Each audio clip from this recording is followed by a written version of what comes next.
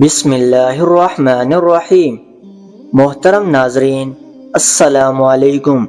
آج کی ویڈیو میں آپ کو بتاؤں گا ایک شرابی شخص اور ایک بچھو کا واقعہ۔ ذوالنون مصری بیان کرتے ہیں کہ ایک دن میں گھر میں بیٹھا ہوا تھا کہ اچانک دل میں خیال آیا کہ باہر نکل کر نیل کی ساحل پر جاؤں۔ چنانچہ میں گھر سے نکلا اور نیل کی ساحل کی طرف چل پڑا۔ راستے میں نے دیکھا کہ سیاہ رنگ کا ایک زہریلا بچھو تیزی سے ساحل کی طرف جا رہا تھا۔ میں نے اسے تیزی سے ساحل کی طرف بڑھتا ہوا دیکھا تو دل میں کہا کہ یہ نہ ہو کہ یہ بچھو ضرور کسی مہم کے لیے جا رہا ہوگا، لہٰذا میں نے یہ فیصلہ کیا کہ مجھے ہر قیمت پر اس کا تعاقب کرنا چاہیے اور دیکھنا چاہیے کہ یہ کہاں جا رہا ہے۔ یہ سوچ کر میں اس کے تعاقب میں روانہ ہوا اور جب وہ ساحل پر پہنچا تو ایک مینڈک ساحل پر اس کے انتظار کے لیے پہلے سے موجود تھا۔ بچھو اس کی پشت پر سوار ہوا اور اسے لے کر دریائے نیل کو پار کرنے لگا۔ میں اس کی حرکت کو دیکھنے کے لیے ایک کشتی پر سوار ہوا اور بچھو پر نظریں گاڑے رکھیں۔ الغرض وہ دریا کی دوسری طرف پہنچا۔ میں بھی کشتی سے اتر کر اسے دیکھنے لگا۔ دوسرے کنارے پہنچ کر وہ ایک درخت کی طرف دوڑنے لگا۔ میں نے وہاں نگاہ کی تو اس درخت کے نیچے ایک جوان سویا ہوا تھا اور ایک زہریلا سانپ اسے ڈنک مارنے کے لیے اس کے قریب پہنچ چکا تھا۔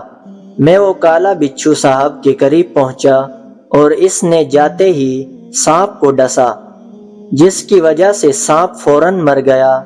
اس کے بعد بچھو جہاں سے آیا تھا اسی طرف روانہ ہو گیا۔ میں وہاں پہنچا، میں نے جوان کو بیدار کیا۔ وہ شراب کے نشے میں مدہوش تھا۔ میں نے اسے سانپ اور بچھو کی داستان سنائی اور اسے کہا، بندہ خدا اٹھ اور اس خواب غفلت سے باغ آ جا، اپنی نافرمانی بھی دیکھ اور خدا کے احسانات بھی دیکھ۔ نوجوان نے مرے ہوئے سانپ پر نظر کی تو وہ خدا کی رحمت سے بے حد متاثر ہوا اور اس نے اپنے سر پر خاک ڈالی، ندامت کے آنسو بہائے اور خدا سے توبہ کی درخواست کی۔ اس کے بعد اس شخص کی زندگی کی کھایا پلٹ گئی اور وہ خدا کا نیک بندہ بن گیا۔ اہل تاریخ بیان کرتے ہیں کہ خالدم شاہ کے دور حکومت میں نیشاپور ایران کا دارالحکومت تھا اور یہاں 15 لاکھ افراد آباد تھے۔ شہر کی جغرافیائی اہمیت کی وجہ سے دور دراز سے اہل فنون، اہل حرفت وہاں آ کر آباد ہو گئے تھے۔ محمد بن زکریا رازی جو کہ اس زمانے کے مشہور طبیب تھے، وہ بھی نیشاپور آباد ہو گئے تھے اور انہوں نے یہاں اپنا مدرسہ اور مکتب قائم کر لیا تھا۔ عمرہ فارس میں ایک شخص کو فالج کی شکایت ہوئی، جس کی وجہ سے وہ چلنے پھرنے سے معذور ہو گیا اور بستر پر لیٹ گیا۔ اس نے بہت سے اتباع سے اپنا علاج کرایا لیکن کسی سے بھی اضافہ نہ ہوا۔ پھر اس نے اپنے رشتہ داروں سے کہا کہ تم مجھے محمد بن زکریا رازی کے پاس نیشاپور لے چلو، ممکن ہے کہ اللہ تعالیٰ اس کے ذریعے سے مجھے شفا عطا فرمائیں گے۔ اس کے رشتہ داروں نے سفر کی تیاری کی اور اسے وہاں سے لے کر نیشاپور کی جانب روانہ ہوئے۔ ایک طویل سفر کرنے کے بعد وہ دوپہر کے وقت نیشاپور پہنچے۔ شدید گرمی کا وقت تھا، دکانیں بند تھی۔ انہوں نے سوچا کہ اس وقت انہیں سرہائے میں رہائش اختیار کرنی چاہیے تاکہ شام کے ٹھنڈے وقت طبیب کے پاس مریض کو لے جائیں۔ چنانچہ انہوں نے ایک سرائے قیام کیا، مریض کو صحن میں لٹایا اور خود سو گئے۔ جب شام کا وقت ہوا اور وہ نیند سے بیدار ہوئے تو انہوں نے سوچا کہ اب جا کر مریض کو جگانا چاہیے۔ جب وہ وہاں گئے جہاں انہوں نے مریض کو لٹایا تھا تو مریض وہاں موجود نہیں تھا۔ انہوں نے ادھر ادھر دیکھا تو اسے چلتے پھرتے پایا۔ مریض کو یوں چلتا پھرتا دیکھ کر انہیں بہت تعجب ہوا۔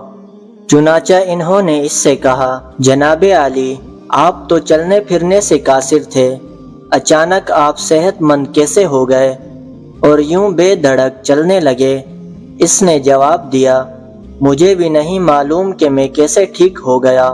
تیماردار اسے تیزی سے لے کر محمد بن زکریہ رازی کے پاس آئے اور انہوں نے اس سے مریض کی سرگزشت بیان کی۔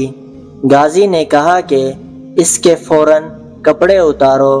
جب اس کے کپڑے اتارے گئے تو اس کے کپڑوں میں 2 بچھو دکھائی دیے۔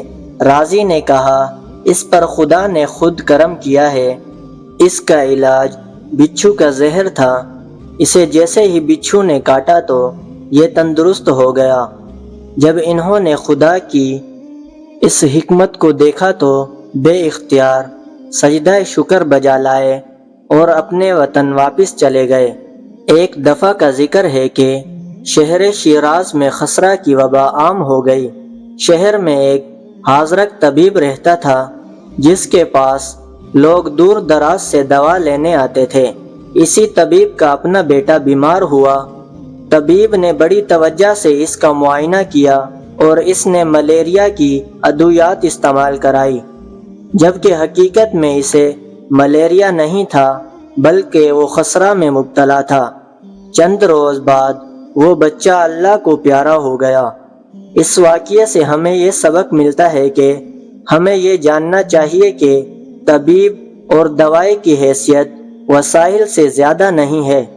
جب تک خدا نہ چاہے تو طبیب فائدہ نہیں دے سکتا اور نہ ہی دوائی مفید ثابت ہو سکتی ہے۔ عقیدہ توحید کا یہ تقاضا ہے کہ انسان یہ اعتقاد رکھے کہ تمام تاثیرات خدا کے اختیار میں ہے اور باقی سب وسائل ہی ہیں۔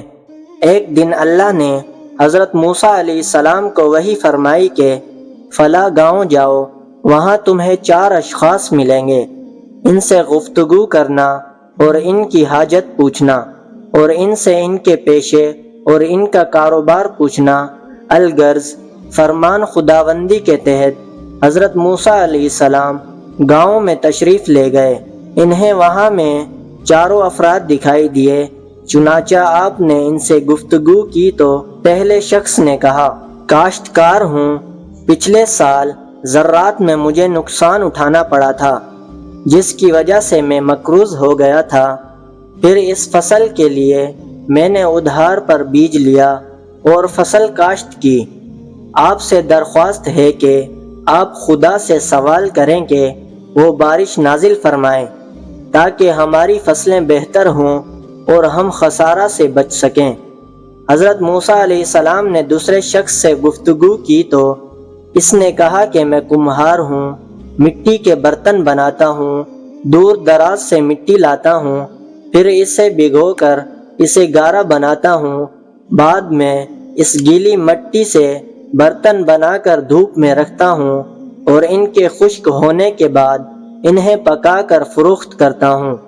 آپ سے میری یہ درخواست ہے کہ آپ اللہ تعالیٰ سے دعا مانگے کہ وہ بارش نہ برسائے، ورنہ میری ساری محنت اکارت ہو جائے گی اور مجھے خسارہ اٹھانا پڑے گا۔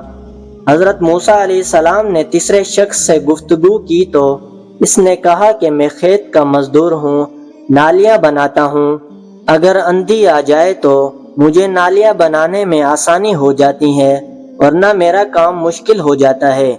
آپ سے درخواست ہے کہ اللہ تعالیٰ سے دعا کریں کہ وہ تیز آندھی بھیجے تاکہ میرے لیے سہولت پیدا ہو جائے۔ حضرت موسیٰ علیہ السلام نے چوتھے شخص سے گفتگو کی تو اس نے کہا میں باغبان ہوں، میرے باغ میں بہت سے پھلدار درخت موجود ہیں، پھل پکنے کے قریب ہیں، لیکن مجھے اندیشہ ہے کہ کہیں آندھی نہ آ جائے، اگر آندھی آ گئی تو میرے باغ کے پھلوں کو شدید نقصان ہوگا اور میں خسارے کا شکار ہو جاؤں گا۔ آپ سے میری درخواست ہے کہ اللہ تعالیٰ سے دعا مانگے کہ وہ ہمیں آندھی سے محفوظ رکھیں۔ جب حضرت موسیٰ علیہ السلام نے ان لوگوں سے گفتگو کی اور سب کی جداگانہ خواہشات سنی تو انہوں نے آسمان کی طرف منہ کر کے کہا، اے پروردگار، تو ہی کائنات کا مدبر ہے، تو ہی بہتر جانتا ہے کہ بندوں کی تدبیر کیسے کرنی چاہیے۔ امید کرتا ہوں کہ آپ کو آج کی ویڈیو اچھی لگی ہوگی۔ اگر آپ کو ہماری ویڈیو اچھی لگی ہے تو لائک کر دیں، اور مزید اسی طرح کی ویڈیو دیکھنے کے لیے ہمارا چینل سبسکرائب کر لیں۔ ملتے ہیں نیکسٹ ویڈیو میں، تب تک کے لیے اللہ حافظ۔